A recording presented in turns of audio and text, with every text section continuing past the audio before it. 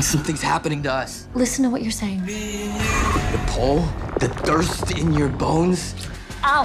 I'm stuck. I'm sorry. I can't explain it. We're sick. Whiskey for the pain. By the way, I'm sorry I didn't believe you before you were ready. Just go!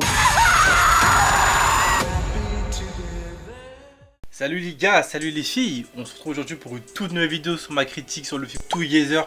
Comme d'habitude, on fera la partie contexte suivi de la partie box-office pour terminer la partie recommandation, c'est bien sûr, il y en a une. Et pour terminer cette deuxième partie de vidéo, on terminera sur la partie spoiler suivi de ma note en fin de vidéo et de la tier list comme d'habitude. Je vous avoue que moi les gars, c'est pas un film auquel je m'attendais forcément à vous faire une critique, parce que moi je vous avoue que j'ai vu le trailer passer par-ci par-là. Je me dis en vrai pourquoi pas. Je suis parti le voir. J'ai grave kiffé le film, je vais pas vous mentir, j'ai grave kiffé le film. Donc en vrai, je me dis pourquoi pas en faire une critique, vu que le film est vraiment très intéressant, en vrai de vrai.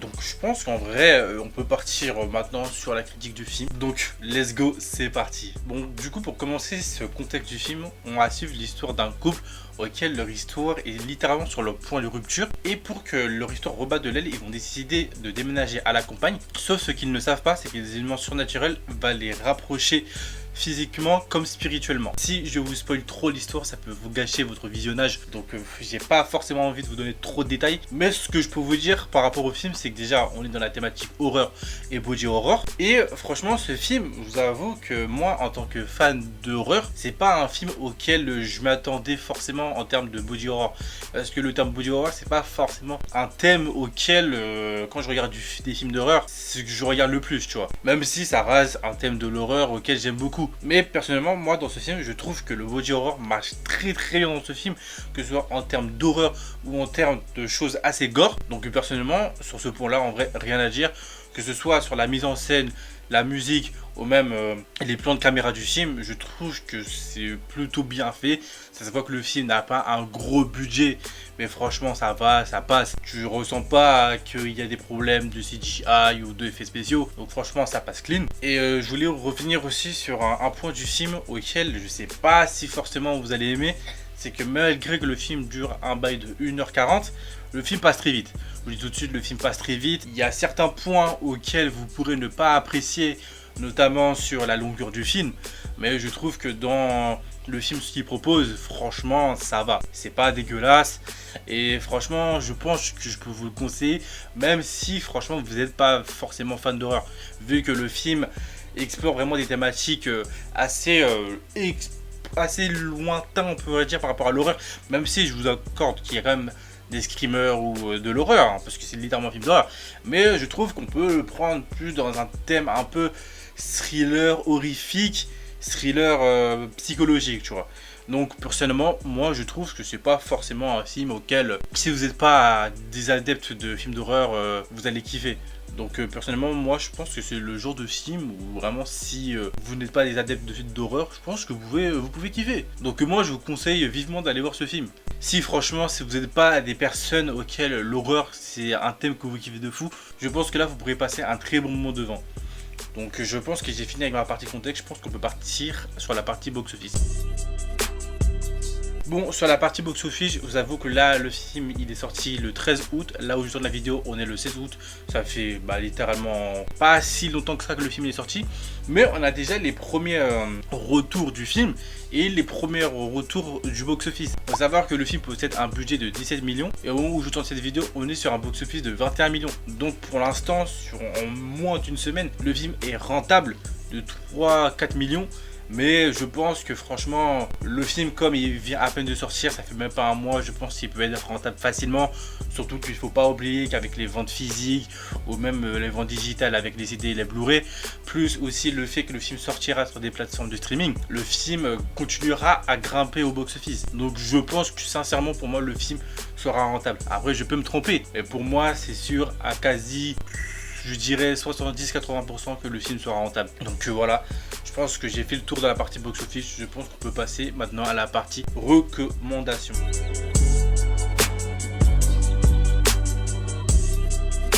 Bon les gars, comme je vous l'ai dit précédemment dans la vidéo, je suis pas un grand fan d'horreur en termes de body horror. Donc en termes de body horror, je suis pas ce grand fan là, je peux pas vous conseiller beaucoup de films dans ce genre là. Mais il y a un film en particulier que je peux vous recommander, c'est The Substance, qui est sorti l'année dernière, que j'ai vu sur Canal+, si j'ai pas de conneries, ou sur un IPTV, je sais plus exactement, je l'ai vu où. Mais bref, c'est pas le sujet. Très bon film, si j'ai pas de conneries, je crois qu'il a été nominé aux Oscars l'année dernière, je sais plus quel truc, mais non, je crois qu'il a été nominé. Et franchement, moi, les gars, dans The Substance, j'ai pas encore envie de vous dire, de quoi le film parle. Juste allez voir le film. Parce que franchement, ça critique tout ce qui est par rapport au féminisme ou même au regard des hommes. Parce que en vrai, c'est ça, hein, ça critique les hommes par rapport au regard des hommes par rapport à la femme. Et je trouve que le film est vraiment très très bien. Soit les thématiques qu'il aborde, que ce soit psychologique ou même sur des thématiques vraiment sociales. Pour le coup, là, le film est vraiment bien. Donc, je peux que vous le conseiller. Donc, maintenant que tout est dit, je pense qu'on peut passer à la partie spoiler.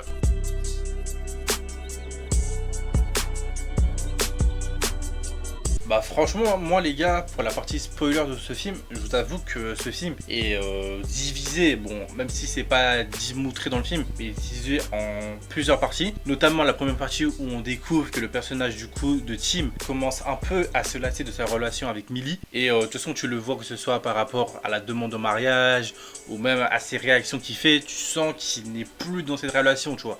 Tu sens qu'il en a marre, qu'il veut passer à autre chose. Et même toutes ces thématiques par rapport au fait qu'il a envie de partir à ce concert, faire son concert de guitare, si j'ai pas de conneries. Tu sens qu'il a envie de s'écarter en fait. Et le fait qu'en fait qu'il a bu cette eau qui rend du coup... qui les attire, tu sens que je sais pas si cette eau-là qui fait qu'il l'aime de plus en plus, parce que du coup ils sont connectés, ou c'est le fait qu'en fait il l'aime vraiment, mais il n'arrive pas à prouver son amour en fait. Il n'arrive pas à prouver son amour envers Millie, mais de toute façon on le voit à la fin qu'il est prêt à se sacrifier pour elle. Et c'est ça qui est beau, et que je me dis qu'en vrai ça rapproche, et que je me dis que tous ces éléments là au final les a rapprochés, et c'est pour ça qu'à la fin il décide de fusionner, malgré que c'est assez bizarre quand même. Mais pour moi la première partie du film j'ai grave aimé, parce qu'on est un peu sur un thème vraiment horrifique, avec vraiment un côté qui fait vraiment peur par rapport au passé de Tim, auquel il fait régulièrement ce cauchemar auquel il voit sa mère avec un long sourire par rapport du coup au flashback sur le fait que son père est décédé et que sa mère avait vu le corps, et c'est pour ça qu'on explique du coup le long sourire, parce que c'est le moment où du coup elle a vu le corps du père, qu'elle était tellement apeurée que ça avait provoqué un sourire sur elle, mais c'était pas un sourire du genre à se foutre de sa gueule, mais plus un sourire un peu comme à la Shinra dans Fire Force, si vous avez la ref. Et c'est ça que pour la première partie du film j'ai bien aimé, parce que on revient sur le premier screamer auquel il voit littéralement sa mère au fond du lit, et qu'après il soulève la couverture et il voit littéralement il y a un screamer de sa mère qui se rapproche. Et je me dis qu'en vrai, si le film part sur ça, sur du coup les rêves du gars plus le fait qu'il se rapproche, ça peut être intéressant.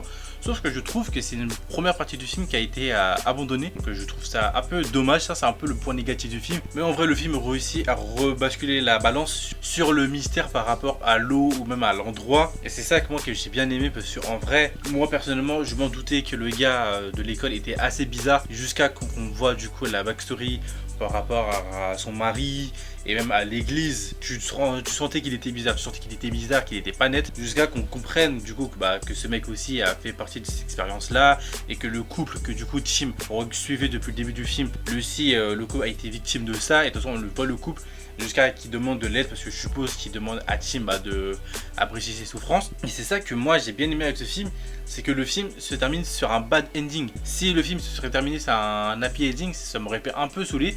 Et c'est ça que je trouve qu'en 2025, même au fil des années, on n'a pas eu beaucoup de films qui se terminaient sur un bad ending. Et c'est pour ça que d'ailleurs que je trouve que les films qui terminent sur des bad endings sont des films d'horreur qui ont marqué les gens, ou que les gens ont beaucoup aimé, que ce soit par rapport à Midsommar ou Ne dis rien. Quand je parle de Ne dis rien, je parle bien sûr de la version suédoise, donc No Speak Evil, un truc du genre, je ne me rappelle plus exactement du nom. Donc c'est pour ça que je pense que ces gens-là, les gens aiment vraiment ce genre de film, parce que c'est des genres de films auquel il y a des bonnes endings.